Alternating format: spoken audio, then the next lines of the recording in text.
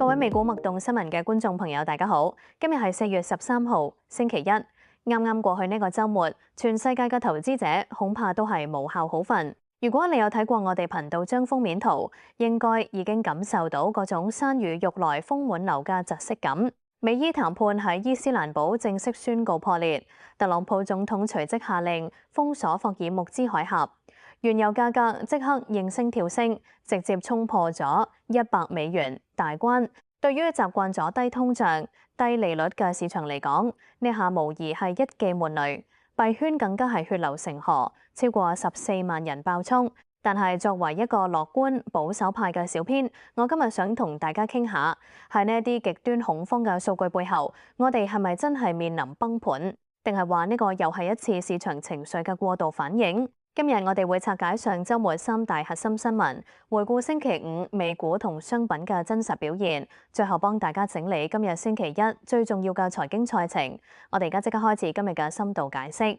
1. 美伊談判破裂，地緣政治嘅黑天鵝。首先一定要關注美伊局勢。經過21個鐘嘅馬拉松式談判，美國副總統曼斯已經離開巴基斯坦，並明確表示雙方達成唔到共識。核心分歧主要有3個：霍爾木茲海峽嘅控制權、濃縮鈾庫存嘅處理，同埋伊朗被凍結嗰幾百億美元資產。雖然頭條新聞睇落好嚇人，尤其係封鎖海峽同油價破百，但從保守派角度睇，呢個更加似係一種極限施壓嘅談判戰術。特朗普政府目前嘅策略係以風促談。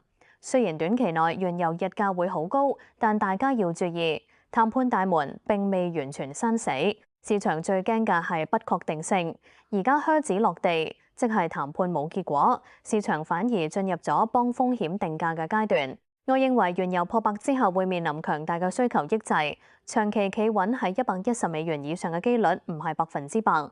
投資者唔好喺呢個位盲目追高能源股。週末另一單震撼新聞嚟自 GLJ Research， 分析師 Gordon Johnson 預警 Tesla 股價恐怕會暴跌93%，跌到得返$25。分析觀點認為 Tesla 估值過高，而且喺 AI 同自動駕駛方面嘅領先優勢正被攤薄。呢一種腰斬再腰斬嘅預測喺 Tesla 過去10年歷史入面出現過無數次。雖然 Tesla 而家面臨強大空頭壓力同350蚊呢個心理關口，但別忘記上星期五佢依然維持到韌性25蚊呢個目標價，更多係基於極端悲觀嘅現金流自然模型。對於我哋呢啲穩健型投資者嚟講， Tesla 目前嘅風險在於 AI 日價會唔會因為高息環境而修正，而唔係間公司會執笠。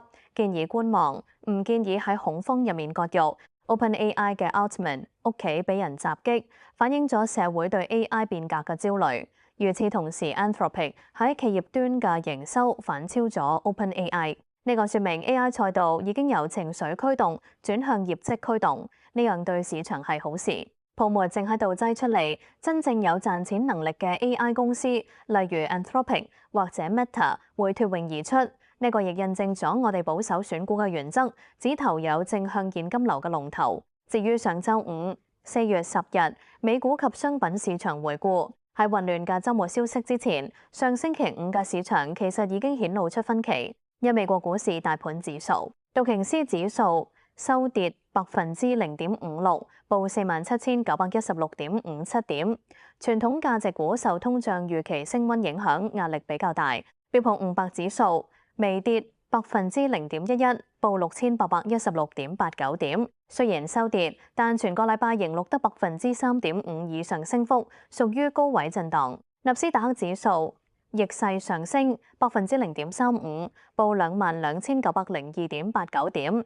主要係靠 NVIDIA、NVDA 等半導體龍頭撐住。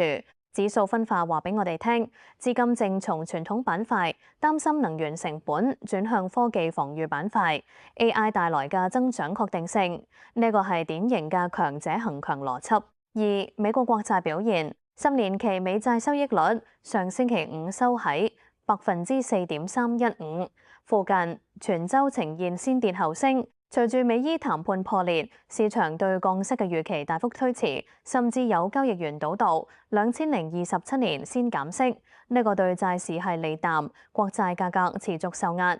保守派投資者目前債券配比應保持中性，等通脹數據明朗啲先再算。3. 石油同貴金屬表現。原油 WTI 星期5收報96.57美元，但星期一早盤已經因為談判破裂，跳升8%、負10%，突破100美元。現貨黃金星期5微跌0.34%，報4750美元左右，全週升咗約1.6%。黃金而家處於避險同高利率嘅博弈入面，如果地緣政治進一步惡化，黃金有望衝擊5000美元大關。但如果美金強勢，黃金漲勢會受限。石油就係目前嘅通脹引訊，一定要極度關注。4月13日重要新聞與會議，進入呢個禮拜，市場將會迎嚟極之關鍵嘅轉折點。1. 美國中央司令部封鎖行動，美東時間星期一上午10點起，美軍會正式封鎖進出伊朗港口嘅海上交通，呢個將會係市場波動嘅震央。2. 美聯儲官員講話，留意有冇官員針對地緣政治同能源價格對通脹嘅影響發表意見。目前 CME 觀測顯示，4月維持利率不變嘅機率高達98%。3. 財報季揭幕。本週美股進入銀行股財報季，銀行對未來貸款壞帳嘅撥備會直接反映佢哋對二次通脹同經濟衰退嘅預期。4. Tesla 期權波動，上星期5 Tesla 期權成交爆量，顯示多空雙方喺350蚊水平有激烈搏殺。星期一開盤後嘅股價方向將決定本週科技股嘅基調。結語：小編嘅樂觀保守建議。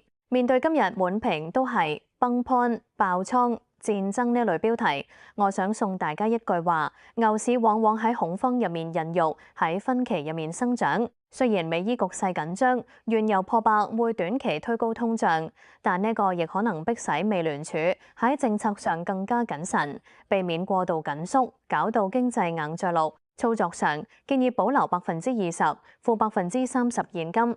唔好喺呢種波動率暴增、VIX 飆升嘅時候滿倉。選股上，遠離高槓桿公司，抱緊有議價能力嘅 AI 龍頭同現金流充裕嘅能源龍頭。市場永遠有噪音，但數據唔會講大話。